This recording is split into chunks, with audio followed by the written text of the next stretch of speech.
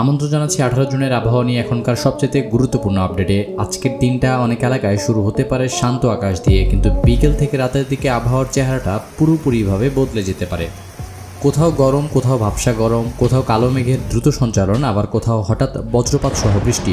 18 জুনের আবহাওয়ার এমন মিশ্র পরিস্থিতির ইঙ্গিত দেখা যাচ্ছে। তাই আপনি যদি বাংলাদেশের যে কোনো জেলা থেকে ভিডিওটি দেখে থাকেন, শেষ পর্যন্ত দেখুন, কারণ আজ শুধু বৃষ্টি হবে কিনা সেটাই বড় কথা না, কোন সময় আকাশ বদলাবে সেটাই বেশি গুরুত্বপূর্ণ। ভিডিওটি শুরু করার আগে কমেন্টে লিখে জানান আপনি কোন জেলা থেকে দেখছেন, আর আপনার এলাকায় এখন রোদ, মেঘ নাকি বৃষ্টি।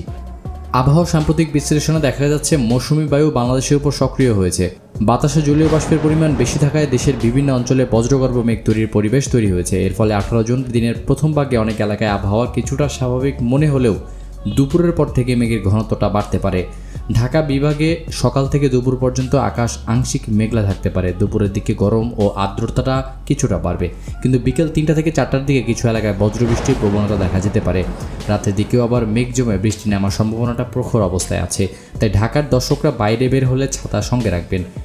বলছি সিলেট বিভাগের কথা। 18 জুন সিলেট অঞ্চলে রাত থেকে সকাল আবার সন্ধ্যার পরেও বৃষ্টি ও বজ্রবৃষ্টির প্রবণতা বেশি থাকতে পারে। পাহাড়ি এলাকা ও নিচু অঞ্চলে ভারী বৃষ্টি হলে পানি জমার আশঙ্কাটা তৈরি হতে পারে।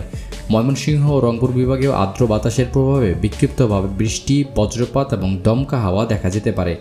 চট্টগ্রাম বিভাগে উপকূলীয় আর্দ্রতার প্রভাব থাকবে। চট্টগ্রাম শহর ও আশেপাশে রাতের দিকে বৃষ্টি আর দিনের মাঝামাঝি সময় বজ্রবৃষ্টির সম্ভাবনা দেখা যাচ্ছে। কক্সবাজার, পার্বত্য চট্টগ্রাম ও উপকূলীয় এলাকার মানুষদের আকাশের অবস্থা দেখে চলাচল করা উচিত।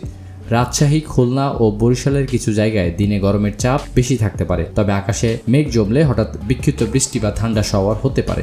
বিশেষ করে বিকেল থেকে রাতের সময়টায় নজর রাখবেন। সব মিলিয়ে 18 জুন বাংলাদেশের আবহাওয়া এক কথায় পরিবর্তনশীল। দিনের বেলায় গরম, বিকেলে মেঘ আর রাতে কোথাও কোথাও বৃষ্টি, এমন পরিস্থিতি তৈরি হতেই পারে। বজ্রপাতের সময় খোলা মাঠ, নদীর পাড়, গাছের নিচে বা টিনের ছাউনির নিচে দাঁড়াবেন না। আপনার এলাকায় যদি কালো মেঘ, দমকা বাতাস, বৃষ্টি বা বজ্রপাত শুরু হয় তাহলে কমেন্টে জেলার নাম সহ জানিয়ে দিন। নিয়মিত এমন সর্বশেষ আবহাওয়ার আপডেট পেতে চ্যানেলটির সাথেই থাকুন।